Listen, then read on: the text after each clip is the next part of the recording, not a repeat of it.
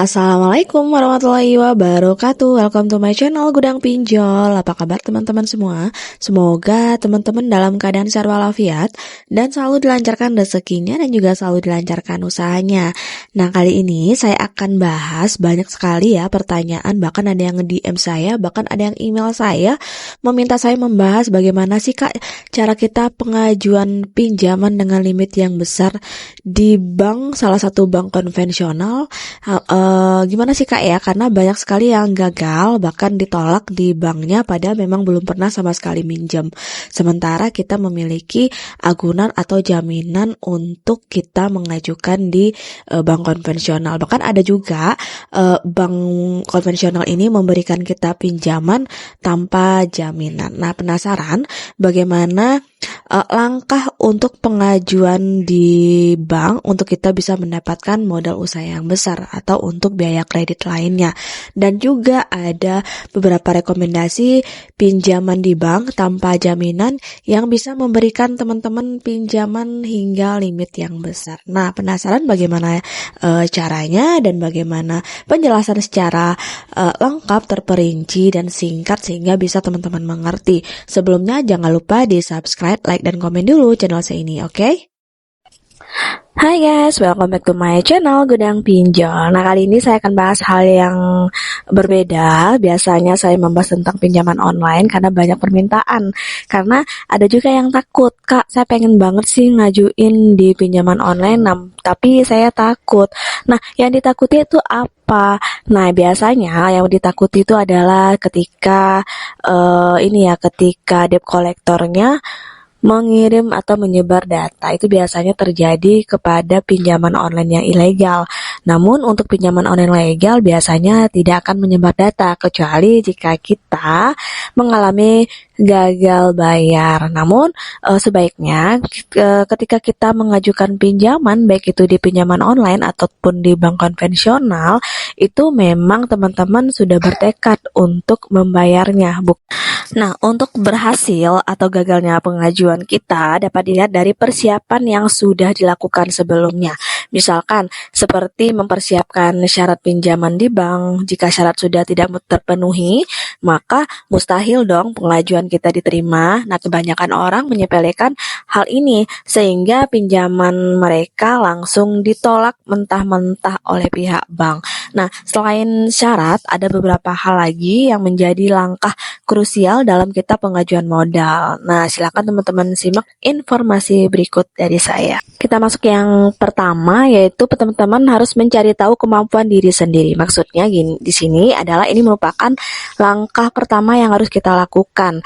Nah, seringkali ya orang gagal mendapatkan pinjaman karena melewati langkah ini begitu saja, karena mengetahui kemampuan yang dimaksud adalah memahami keuangan pribadi kita dan juga bisnis kita. Dana yang dipinjam tentu harus dikembalikan kepada pihak bank dalam waktu tertentu sesuai dengan pilihan tenor teman-teman.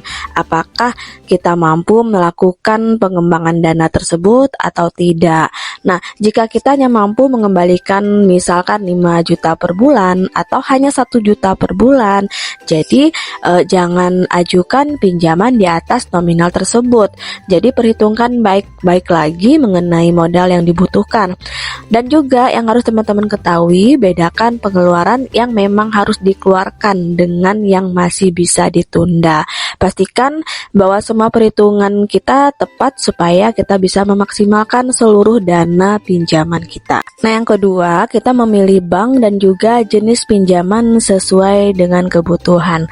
Kemudian perhitungkan yang kembali yang dilakukan sebelumnya akan membantu teman-teman untuk memilih bank serta jenis pinjaman sesuai dengan kebutuhan kita. Dan kita juga pasti perlu memilih bank yang kredibel, bisa dipercaya, tentunya sudah terdaftar di Otoritas Jasa Keuangan atau OJK.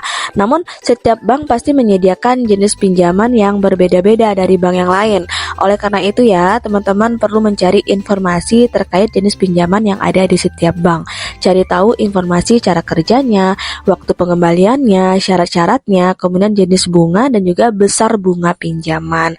Maka oleh sebab itulah pilih bank yang menyediakan pinjaman modal usaha sesuai dengan kriteria dan juga kemampuan kita untuk membayarnya.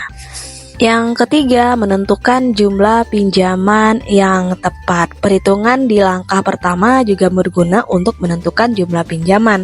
Nah, untuk perhitungan ini membantu kita menentukan jumlah pinjaman ini sesuai dengan kebutuhan dan kemampuan kita. Apakah kita pernah berkeinginan melakukan pinjaman lebih besar untuk berjaga-jaga? Jadi, hal ini sebenarnya sih masih wajar ya, karena kita justru menunjukkan sikap waspada dalam menghadapi segala kemungkinan yang akan terjadi di masa depan. Namun, pastikan juga bahwa jumlah yang diajukan tidak melebihi dari kemampuan kita. Sehingga nanti jika kita mengajukan di luar dari kemampuan kita, malah kita bisa terjerat yang namanya tidak bisa bayar dan terjadinya penunggakan. Dan jadinya nilai scoring ataupun nilai kredit teman-teman akan jelek di mata bank dan tidak bisa lagi pengajuan di bank manapun. Nah, kemudian yang keempat, tentunya kita harus melengkapi semua persyaratan yang dibutuhkan. Persyaratan dari bank yang dituju sebenarnya sudah sangat jelas. Biasanya bank sudah mencantumkan seluruh persyaratan pinjaman modal usaha di halaman resmi mereka atau di website mereka. Silakan teman-teman datang ke banknya dengan persyaratan yang lengkap dan nanti teman-teman bisa menunjuk satu orang yang bisa dipercaya. Biasanya untuk persyaratannya itu ada fotokopi KTP, fotokopi buku tabungan, NPWP, KK, kemudian ada laporan keuangan usaha dari periode waktu tertentu, kemudian juga ada surat izin usaha, memiliki usaha yang sudah beroperasi selama waktu tertentu, karena setiap bank berbeda-beda, jadi tergantung bank yang teman-teman pilih. Dan juga tidak sedang melakukan pinjaman di platform lainnya atau tidak lagi mengajukan pinjaman di bank manapun, agar ini terhindar untuk teman-teman agar tidak terbebani dengan banyaknya hutang.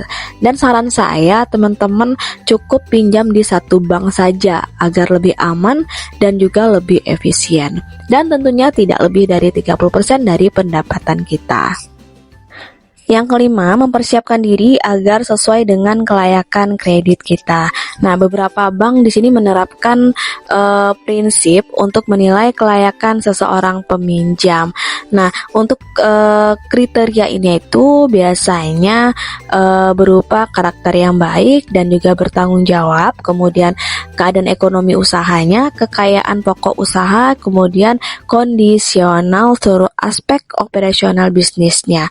Jika bank yang dipilih menerapkan beberapa aspek yang dibutuhkan yang seperti yang saya sebutkan tadi, maka kita perlu mempersiapkan diri terlebih dahulu supaya pihak bank bisa melihat beberapa hal yang ada di kita. Pastikan juga bahwa semua pinjaman yang sebelumnya dilakukan sudah lunas dan kredit yang masih berjalan akan menghambat proses pinjaman kita. Jadi kita tidak memiliki kredit lainnya atau pinjaman di luar sana sebelum kita mengajukan pinjaman baru di bank yang baru.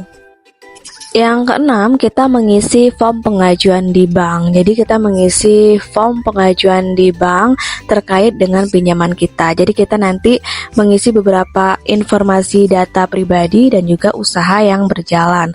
Periksa kembali semua informasi yang kita tulis supaya tidak ada kesalahan, sehingga nanti semua form yang sudah kita isi bisa langsung diberikan kepada pihak bank. Nah, yang terakhir, yang ketujuh, kita menunggu konfirmasi pihak bank.